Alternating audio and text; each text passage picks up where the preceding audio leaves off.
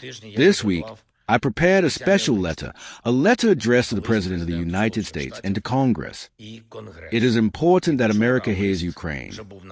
And the sooner we are able to provide greater protection against ballistic threats, the sooner we will be able to... If you look at the amount of money that's been spent, Europe has stepped up and Ukraine has been just as, if not more effective in the process. So we want them to be able to defend, and we'll find a way to make sure we can help them. Short on THAADs, Patriots, and Tomahawks, Hegseth still promises Zelensky more weapons. Hegseth makes a major weapons pledge even as questions grow over gaps in U.S. stockpiles.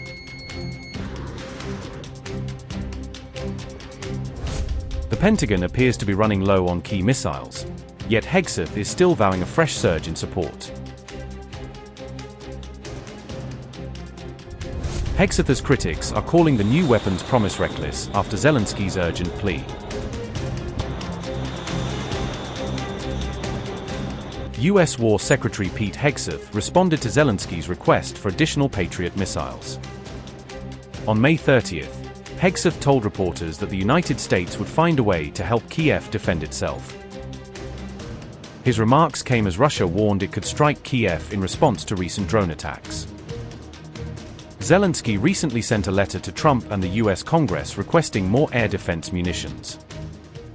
What are we learning from Ukraine and how are we putting that into practice? And then the second is, Zelensky is asking the United States to expand deliveries of Patriot missiles, those missile systems to defend against Russia. Will the U.S. be doing that? Well, what you'll see in President Trump's 2027 budget is $56 billion in investment in drone dominance. We continue to learn from what Ukraine has done on the battlefield. It's not about having the exquisite systems, it's the ability to scale it quickly while adapting week after week. I mean, that's how quickly drone technology adapts.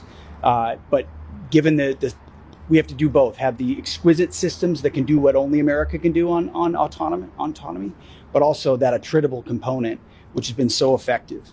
On both sides, but we've learned so much from Ukraine and how they operate. So it is an absolute focus of where we're going. We intend to not only be at parity, but the best in the world at it. And I think you'll see from our department that kind of investment going forward. What was your second question again? Zelensky is asking the U.S.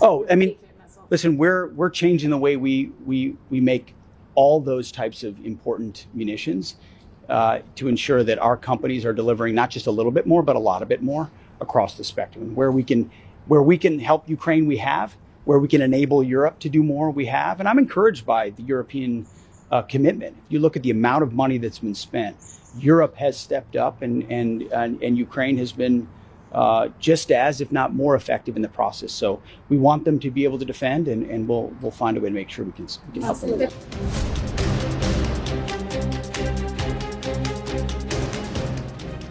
Ukrainian President Volodymyr Zelensky has reportedly sent an urgent letter to Donald Trump as Russia threatens fresh retaliatory strikes.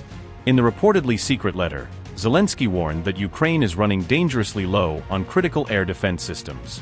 Zelensky reportedly admitted that Ukraine depends almost entirely on the United States for ballistic missile defense capabilities. Kyiv has now reportedly requested additional Patriot PAC-3 missiles and more advanced air defense systems from Washington urgently. The letter was also distributed to members of the U.S. Congress as Ukraine pushes for faster military aid approvals. Volodymyr Zelensky's letter read, and I quote, "The current pace of deliveries through the Pearl program is no longer keeping up with the reality of the threat we face. I ask for your help in protecting Ukraine's skies from Russian missiles. I, on behalf of the Ukrainian people, respectfully ask the President and the U.S. Congress to remain engaged. And to help us secure this vital tool of protection against Russian terror, Patriot missiles PAC-3 and additional systems to stop Russian ballistic missiles and other Russian missile attacks." Unquote. Zelensky warned that current Western weapons deliveries are no longer keeping pace with the scale of Russia's escalating military threats. Today I spoke with Ursula von der Leyen. I am grateful for her support. Air defense is the top priority. We are also preparing a special format with the European Union. The drone deal, a very promising format. It is impossible to imagine Europe's security without Ukraine. Today, members of the United States Congress also visited Ukraine. It is important that America continues to support Ukraine and that American representatives come here to Ukraine and see with their own eyes what is happening and what threats exist, especially after the Russians carried out a particularly brutal, massive strike overnight into Sunday. This week, I prepared a special letter, a letter addressed to the President of the United States and to Congress. And yesterday, the letter was officially delivered to the institutions in Washington. It is quite rare for the leader of another state to address both the President and Congress of the United States simultaneously with a letter. But the situation now requires action, swift and effective action. It is important that America hears Ukraine. We understand that much of the world's attention is currently focused on the war in Iran. But the war here in Europe must also be brought to an end, a very bloody war that is already in its 5th year at full scale. And the sooner we are able to provide greater protection against ballistic threats, the sooner we will be able to make diplomacy work. As long as Russia continues to rely on missiles, its interest in diplomacy is not real.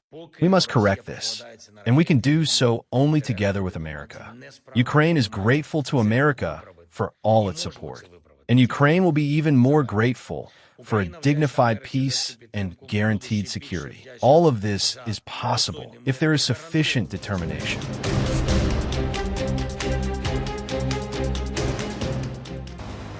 The US may need years to rebuild some of the advanced weapon stockpiles consumed during the Iran war. A new analysis warns that this depletion could undermine US readiness for any future conflict with China. Precision-guided munitions and air defense interceptors were used at a pace that outstripped replacement rates. That has raised fresh doubts about whether the US can sustain major wars across multiple theaters at once. A prolonged replenishment timeline could weaken American deterrence in the Indo-Pacific. The Iran war also exposed concerns that the US defense industrial base cannot keep up with the demands of modern conflict. Analysts have long warned that any war over Taiwan would require very large volumes of advanced weaponry. Critics argue the costly Iran war failed to produce a decisive outcome while also draining US firepower.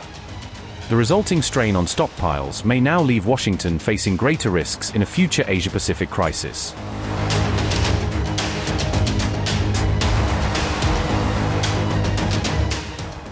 US defense contractors may need at least 3 years to rebuild key weapon stockpiles after the Iran war. A new CSIS analysis warned that depleted inventories could leave the United States more vulnerable. Tomahawk missiles, Patriot interceptors, and THAAD interceptors were identified as 3 of the key systems under strain. The think tank said the main challenge is not funding, but the time required to expand production. That means the window of vulnerability could last for several years until stockpiles are restored. China has notably set a goal of being able to take Taiwan by force, if necessary, by 2027. CSIS said it could take until late 2030 to fully rebuild Tomahawk inventories to their pre-war level. Fewer than 200 Tomahawks are currently produced each year, though Raytheon is aiming to raise capacity above 1,000. The report also said it could take until the end of 2029 to replace as many as 290 THAAD interceptors. Replenishing more than 1,000 Patriot interceptors is expected to be completed around mid-2029. Despite the shortages, the Pentagon has insisted it still has enough in its arsenal to carry out the president's orders.